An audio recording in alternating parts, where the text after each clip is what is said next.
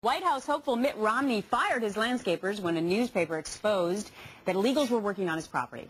But was that report a hit job, and who was behind it? Syndicated columnist and Fox News contributor Michelle Malkin joins us this morning. Good morning to you, Michelle.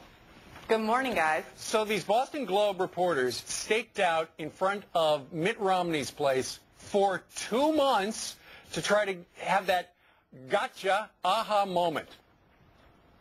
And they got it. Apparently it's been longer than 2 months, because the first tip that they got about these illegals working on Mitt Romney's lawn and also his son's lawn came in July 2006. And they published the first report last year.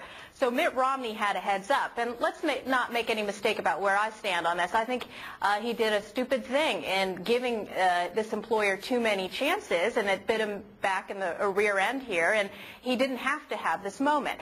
All that said, however, I think that this coverage raises a lot of journalism double standards. And let's start with the title. You never see the term illegal immigrants in most of the coverage of immigration news. That's but right.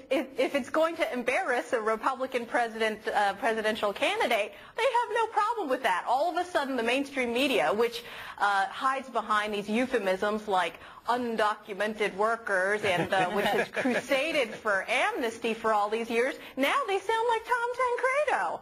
Exactly. Really Michelle, I did not see the other side of this story, which I guess is the whole point of why we have you on as a guest today, until I read your editorial.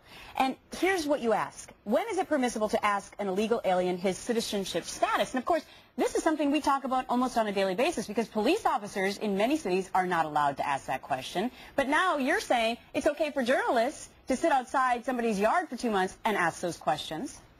Yeah, it's remarkable. You know, a lot of the editorial boards of these newspapers support these sanctuary policies. They want to gag police officers and other government workers at all levels from asking people their citizenship status. But again, it's okay if it's going to embarrass a Republican presidential candidate. And I have to say, there's another double standard here, too. Can you imagine, for example, if a Fox News reporter stood outside of a 7-Eleven, say the 7-Eleven where the 9/11 hijackers had gotten their fraudulent documents in Virginia, and started asking day laborers their citizenship status, turned the cameras on the people who were driving up to hire them, aired that report, had DHS on, told people they were illegal aliens, you know, you'd be strung up from a tree again for journalism ethics and invasion of privacy violations. Yep. And yet nothing toward the Boston Globe from the mainstream media. No, they'll probably get awards for it. Yeah, you're probably right. All right, Michelle Malkin with MichelleMalkin.com and HotAir.com. We thank you very much for joining us today from Baltimore. Thank you.